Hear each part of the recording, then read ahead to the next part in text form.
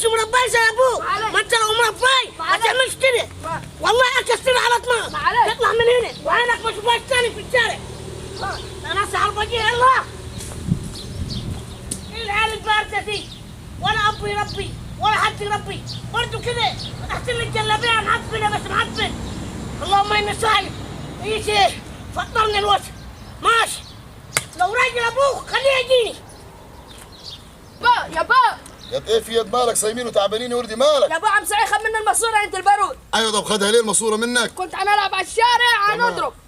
راح قال لي قال ما تضربش، قال الدنيا صيام، قال انا مصدق. وبعد كده ايه اللي حصل؟ اشتغل ضرب فيا وخد منا الماسوره هنيك. هو؟ ومد يد عليك؟ ايوه. لا يا اخي والله. واه واه واه واه. طب توكل على الله من قدامي. انا هخليه يجيب عربيه مواسير سعيد. بقول لك عايز رمضان يعدي على كده. انت عارف مش بتاع مشاكل ولا بتاع قلبانات، بس لو جات لغايه عندي ما بشوفش قدامي. عايز اصيم رمضان السنه دي، اول سنه اصيم والناس صدقتني. اللي صدقك يعني بدليك بشوال. يا مالك انت هات. بقول لك ود عصام ضرب الباروده في ظهري. انا حسيت الجلابيه انقطعت ودماغي مش علي، ومسكته ولطشته واخدت منه النادي ودستها في البيت. لو جه هو وابوه وناسه مش هياخدوها على عمايل دي. والله اللي ابرد من عصام ورده، يعني مسايب النهار كله قاعد في الشارع يضرب بالباروده في الطريق وخلي العيل اللي في بطن امه يزلزل. الحمد لله الكليه بتاعتك ما فطتش انت.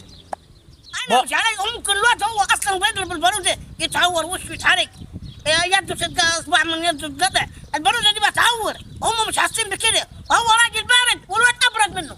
ابوي اهم حاجه طاقتك سليمه انت. يا ابوي تمام الحمد لله. انا بس انا حاسس الجلابيه والله حاسسها كله اتشرخ يا راي. ضربته ده انا قفات. انا جيت وانا طول ما انا جيت خلص الكلام يا حاج سمير. جيتك وبدي تقعد فيها انت ما كنت قاعد 7 رجاله. ده كويس ان هو لابت فيك. انا لو جيت لوحدك خلصت عليه. اصلا دايخ من الصيام انا. دايخ من الصيام. انت صايم وحدك ياك؟ ما كلنا صايمين احنا. ربيت ابوك انت انت عارف ان انا متسحر الساعه 7. 7 8 9 10 انا ماليش فيه. هتسمع اللي عندي ولا نقوم عليه نقلبيه وانت قاعد مش هينفع. لا وماله شبكوه احنا في بعض. ايوه قلبي احنا وقاعدين. لا يضرب الورد يا سمير. لا يضرب الورد. صدق انت انا كنت فاكر الواد ابرد منك، طلعت انت ابرد من الورد.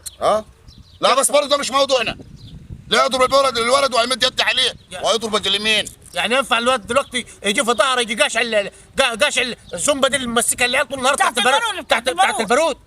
لا ده لو في كليه فطت منها هتعرف تجيبها انت؟ لا لا بعدين احنا لمينا بالعافيه حتى ما يجي غير غيار.